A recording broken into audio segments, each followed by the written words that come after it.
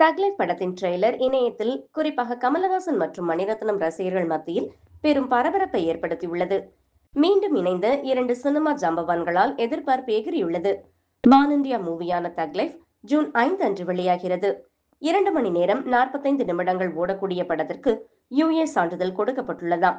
Trisha, Silambarasan, Nassar, Abirami, Ashok Selvan, George George மற்றும் பலர் நடித்த தக் லைஃப் படத்தை Rajkamal films international, Madras talkies மற்றும் ரெட் ஜெயின் மூவிஸ் தயாரித்துள்ளன. இசை AR ரஹ்மான். மணிரத்னம் எப்போதும் யதார்த்தமான கதைகளை அழகாக சொல்லுவதில் வல்லவர்.